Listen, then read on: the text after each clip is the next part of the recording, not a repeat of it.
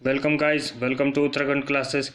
जैसे कि आप सभी को पता है, हमारी वेबसाइट पर टेस्ट सीरीज़ शुरू हो चुकी है और हमने एक टेस्ट सीरीज़ डेमो के तौर पर अपलोड की है और दूसरी जो आप वहां से परचेज़ कर सकते हैं वो अपलोड कर दी है और उसका पहला वीडियो एक्सप्लेनेशन का पहला भाग भी हमने अपलोड कर दिया है और आज हम वीडियो एक्सप्लेनेशन का दूसरा भाग अपलोड करने जा रहे हैं। तो चलिए शुरू करते हैं आज के इस वीडियो को।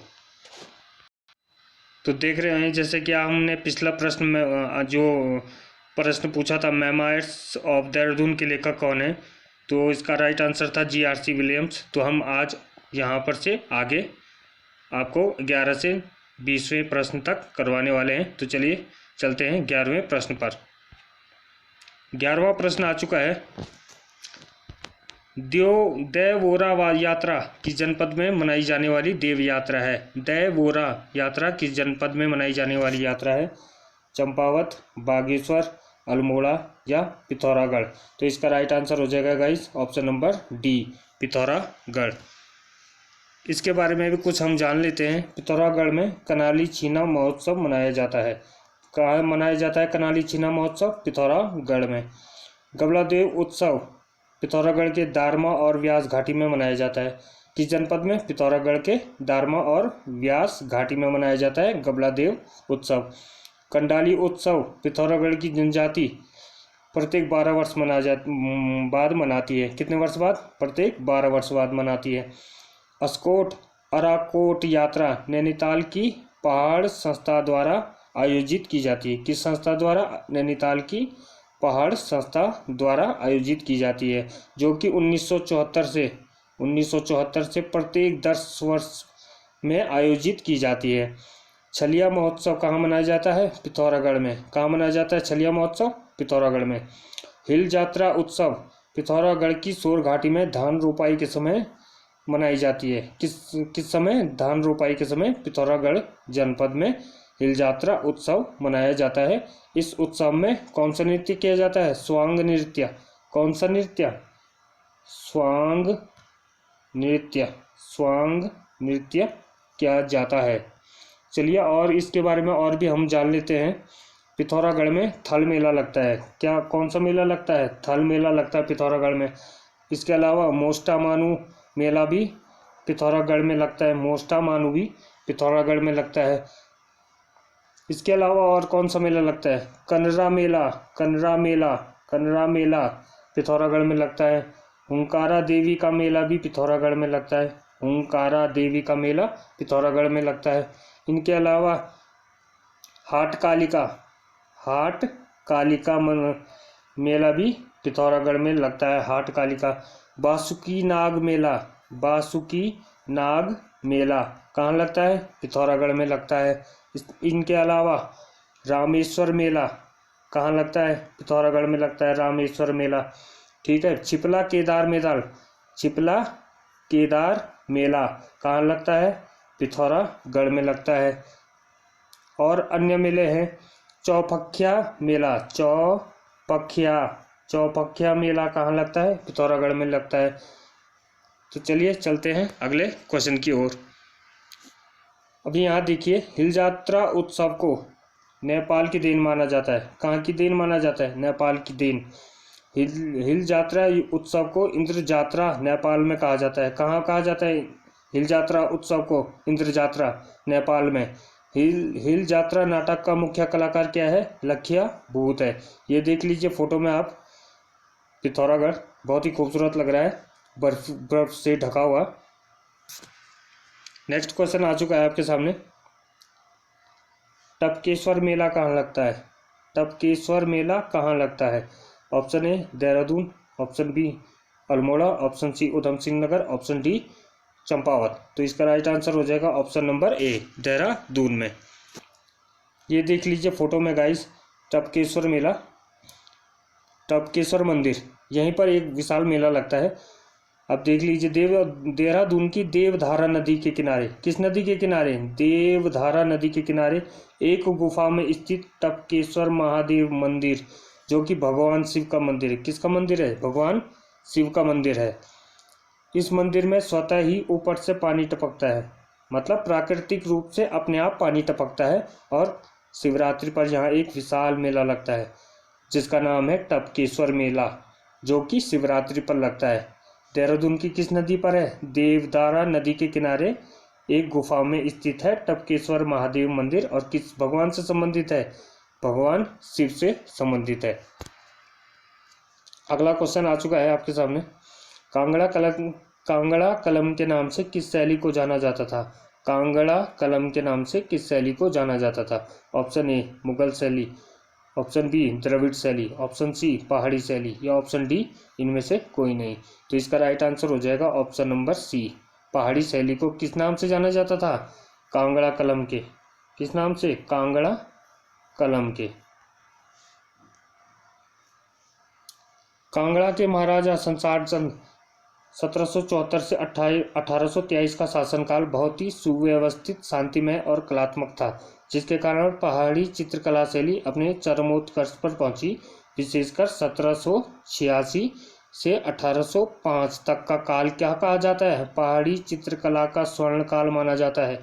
कब से कब तक? 1786 से 1805।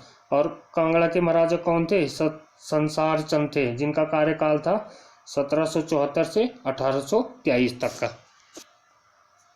अगला क्वेश्चन आ चुका है आपके सामने, क्वेश्चन नंबर 14। उत्तराखंड के किस शहर को भूमिगत विद्युत लाइनों से जोड़ा गया है? तो ये करंट अफेयर्स का क्वेश्चन है। Option A Haridwar, option B Dehradun, option C Haldwani, या ऑप्शन डी रुड़की। तो इसका राइट आंसर हो जाएगा ऑप्शन नंबर ए, हरिद्वार शहर को भूमिगत विद्युत लाइनों से जोड़ा गया है। ये देख लीजिए हरिद्वार, जिसने नहीं देखा फोटो भी लगी है यहाँ पर। उत्तराखंड के हरिद्वार शहर को अंडरग्राउंड केबल विद्युत लाइन से जोड़ा गया है। उत्तराखंड के मुख्यमंत्री तीरथ सिंह रावत और केंद्रीय ऊर्जा राज्य मंत्री R.K. सिंह ने किसने? उत्तराखंड के मुख्यमंत्री तीरथ सिंह रावत और केंद्रीय ऊर्जा मंत्री R.K. सिंह ने हरिद्वार में कुंभ मेला क्षेत्र में भूमिगत विद्युत लाइन का लोकार्पण किया। अगला क्वेश्चन, क्वेश्चन नंबर 15। उत्तराखंड के राज्य गीत की अवधि कितने मिनट की है?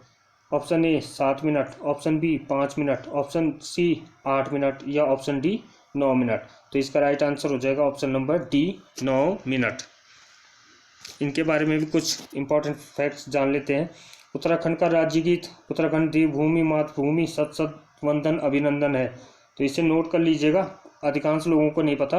गीत उत्तराखंड का राज्य गीत उत्तराखंड देवभूमि मातृभूमि सत सत वंदन अभिनंदन है। उत्तराखंड राज्य गीत 6 फरवरी 2016 को हेमंत बिष्ट द्वारा लिखित है। किसने लिखा था इस गीत को? हेमंत बिष्ट ने। इस गीत की अवधि है 9 मिनट की। कितने मिनट की है? 9 मिनट की। राज्य गीत के चयन समिति के अध्यक्ष थे लक्ष्मण सिंह बटोही। कौन थे? लक्ष्मण सिंह बटोही। राज्य गीत में आवाज़ दी है नरेंद्र सिंह नेगी और अनुराधा निराला जी। तो यहाँ से इतने सारे पॉइंट्स आपको डायरेक्टली नोट डाउन कर लेने हैं। क्वेश्चन नंबर 16 आपके सामने आ गया है। आम जनता के लिए दवी नेत्रा नामक दूरबीन का लोकार्पण किसने किया? दवी नेत्रा नामक दूरबीन का लोकार्पण किसने किया? ए डॉक्टर आशीष श्रीवास्तव, बी दीपक रावत, सी भारत ज्योति, या डी त्रिवेंद्र सिंह रावत। तो इसका राइट आंसर है डॉक्टर आशीष रावत, जो कि देहरादून के जिलाधिकारी भी हैं। इनके बारे में भी कुछ इंपॉर्टेंट फैक्ट्स जान लेते हैं। देहरादून जनपद के जिलाधिकारी डॉक्टर आशीष श्रीवास्तव ने आम जनता के लिए दवी नेत्रा नामक दूरबीन का लोकार्पण किया। ये जो दूरबीन है, दवी नेत्रा दूरबीन को पहले केवल सेना के जवान दुश्मन पर नज़र रखने के लिए प्रयोग करते थे। किस पर रखने के लिए? नज़र रखने के लिए। सेना के जवान दुश्मन पर नज़र रखने के लिए प्रयोग करते थे। अगला क्वेश्चन है क्वेश्चन नंबर 17। नेपाल में ब्रह्म कमल को किस नाम से जाना जाता है? हाँ जी, ये बहुत वेरी इंपॉर्टेंट क्वेश्चन है, नोट डाउन अवश्य कीजिएगा जो भी हम बता रहे हैं। ब्रह्म कमल, नेपाल में ब्रह्म कमल को किस नाम से जाना जाता है? ए कौलपदम, बी टोप गोला, सी गलगल, या डी दूधा फूल। तो इसका राइट आंसर होगा ऑप्शन नंबर बी टोप गोला। अब यहाँ पर इसके महत्वपूर्ण फैक्ट्स हम जान लेते हैं। ब्रह्म कमल राज्य के हिमालय क्षेत्रों में 4800 से 6000 मीटर की ऊंचाई में पाया जाता है। ब्रह्म कमल का वैज्ञानिक नाम है सोसूरिया अब बेलेटा। सोसूरिया अब बेलेटा। ब्रह्म कमल की अन्य प्रजाति फेन कमल, कस्तूरा कमल राज्य में मिलते हैं। फेन कमल राज्य में सर्वाधिक ऊंचाई पर मिलता है। फेन कमल जो है राज्य में सर्वाधिक ऊंचाई पर मिलता है, जिसका वैज्ञानिक नाम है सोसोरिया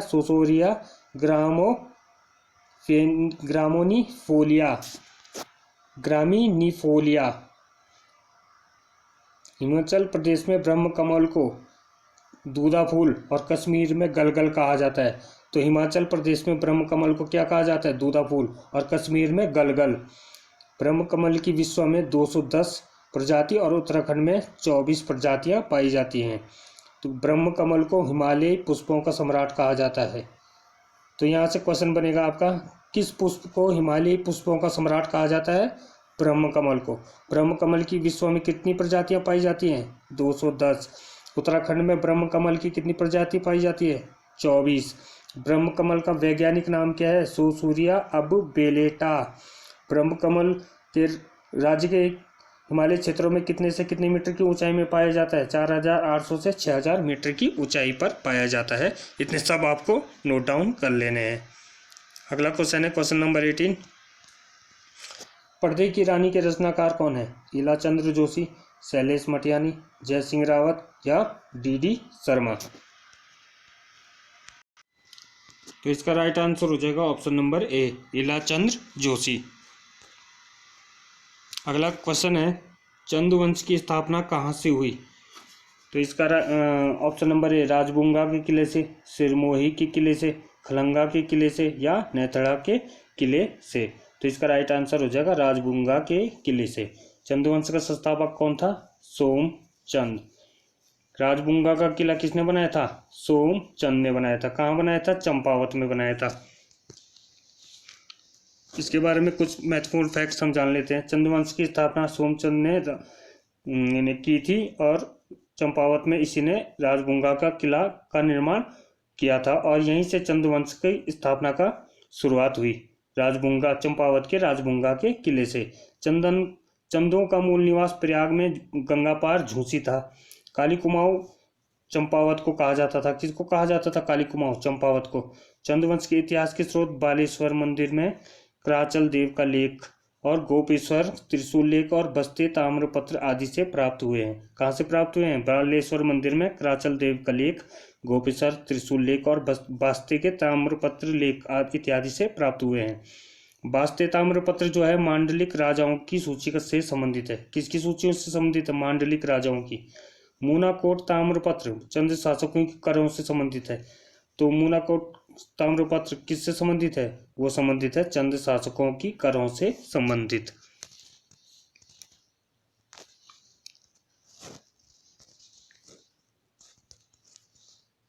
चंदों की प्रारंभिक राजधानी चंपावत में चंपावती नदी के तट पर थी, जो कि बाद में अल्मोड़ा स्थानांतरित कर दी गई थी। देवी चंद के समय देवीपुर राजधानी रहा। तो देवी चंद को कुमाऊं का मोहम्मद तुगलक